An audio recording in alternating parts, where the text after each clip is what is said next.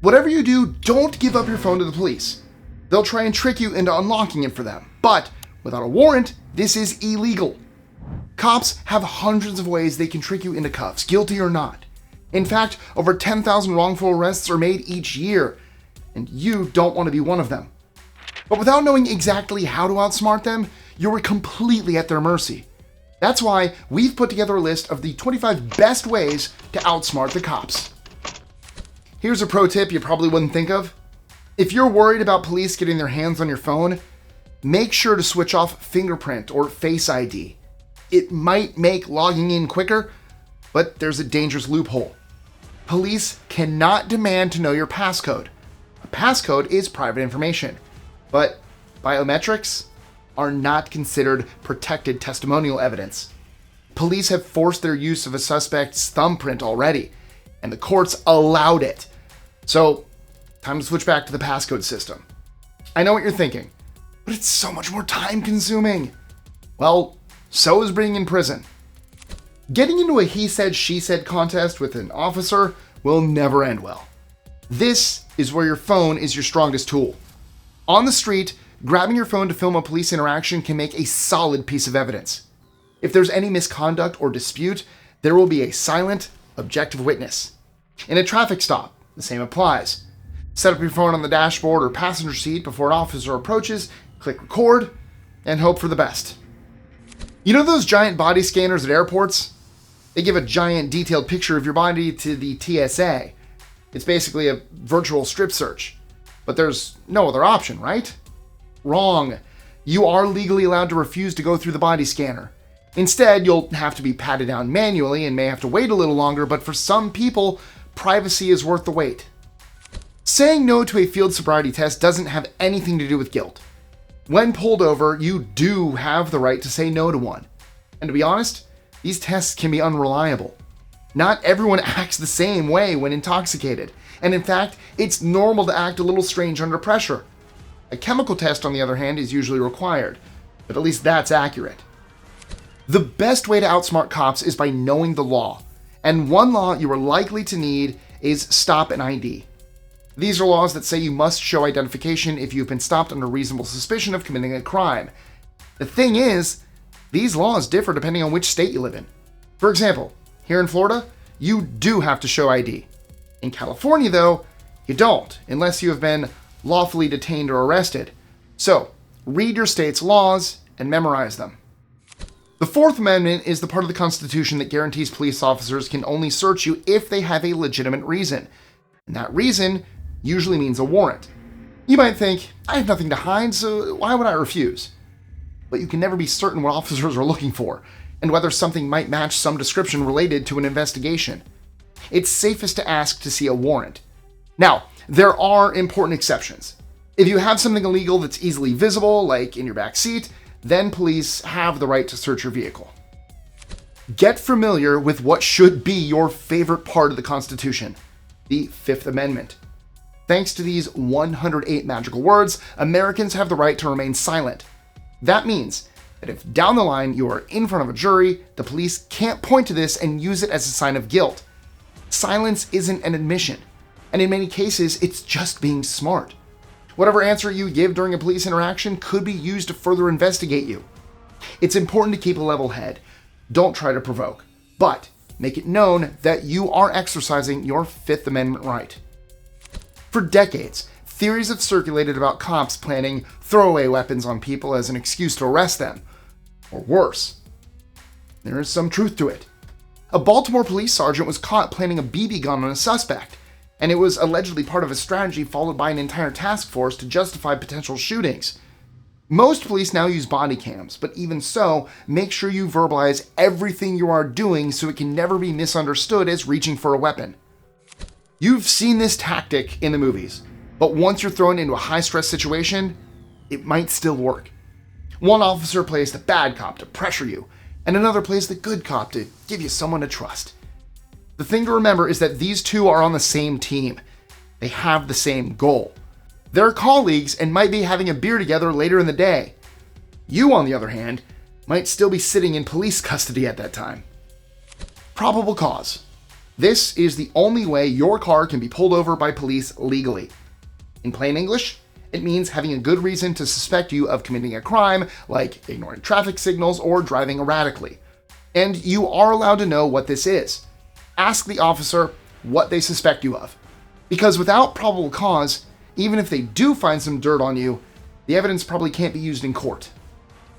Just as Ursula said, never underestimate the importance of body language, because body language can provide an excuse to punish you.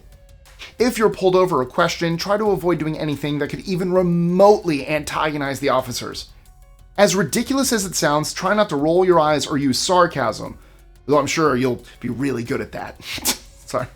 Back in 2018, a man was thrown in jail for allegedly rolling his eyes at a judge, so this wouldn't be the first time.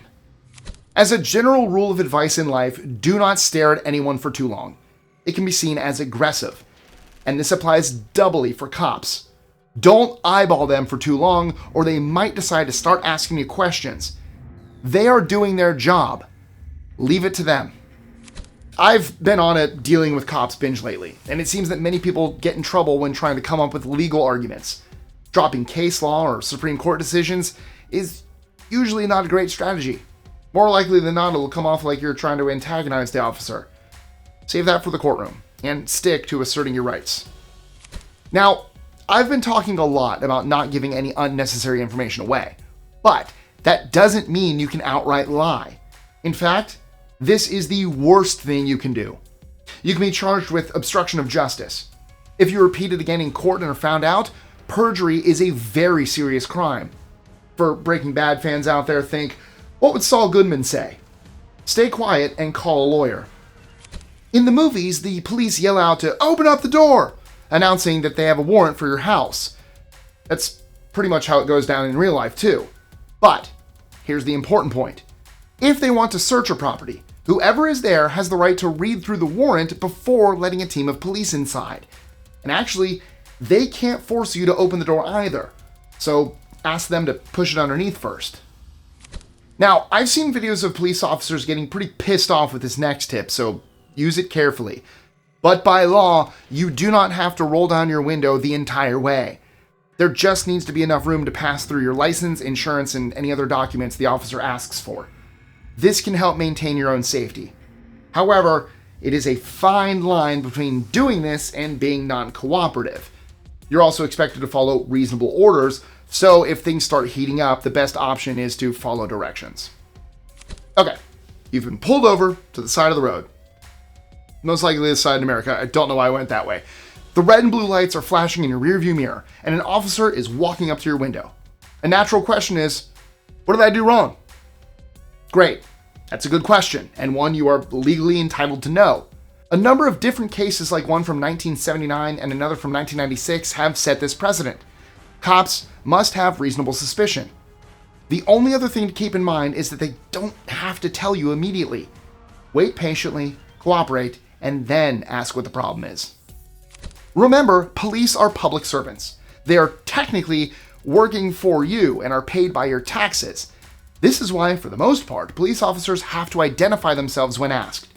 Politely ask for their name and badge number and take note. Not only might this be evidence, but it might also help encourage them not to overstep their power. Maybe. You don't want to piss off a police officer. And if you are following the rest of the advice on this list, chances are you might rub one the wrong way. Phrasing. But to try and avoid any retaliation, stay polite but firm. Otherwise, they might make your day very complicated. Remember your rights, verbalize them, and leave the ball in their court. Treat any interaction with police like an interview. They are investigating, looking for evidence, and probably hoping that you'll slip up. It may seem obvious, but don't admit to doing anything illegal. It's tempting to want to be open and honest with an officer, especially if they are investigating an unrelated crime, but this can easily come back to bite you.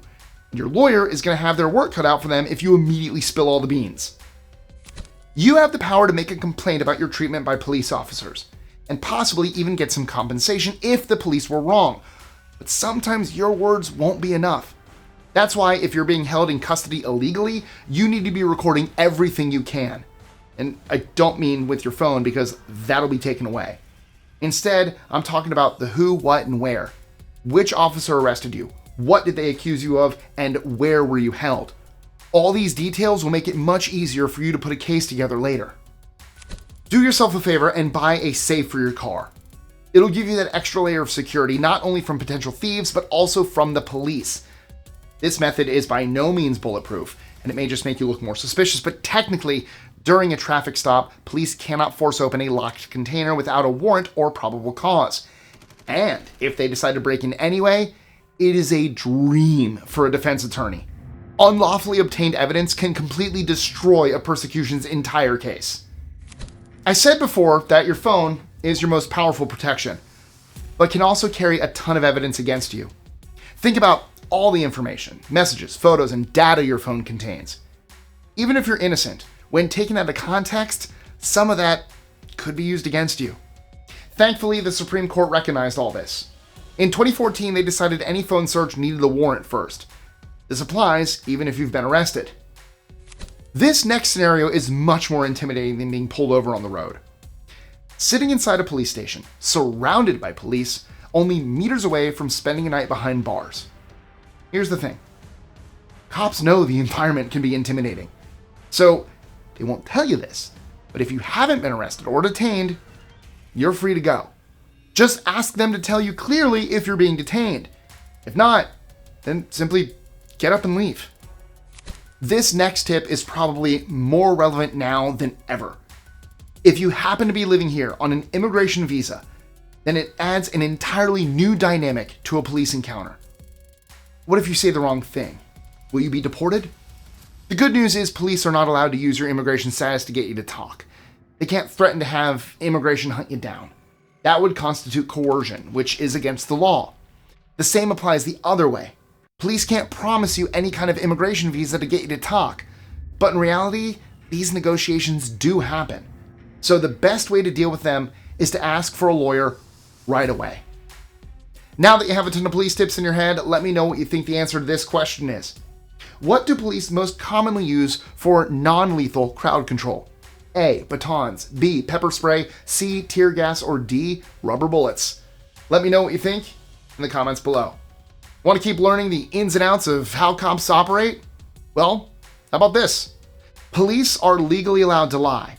They can claim they already have evidence linking you to a crime, like your fingerprint or a witness, when none of it exists. I've got plenty more where that came from, like how police bluff about evidence and when you're actually free to go. So, click here to watch 25 tricks cops don't want you to know. And as always, thank you guys so much for watching. Don't forget to like, share, comment, subscribe, do all the fun stuff. Check out our social medias, check out my social medias, do all of that. I know we say it a lot as YouTubers, but it honestly helps. I mean it. Thank you guys so much, and I'll see you next time.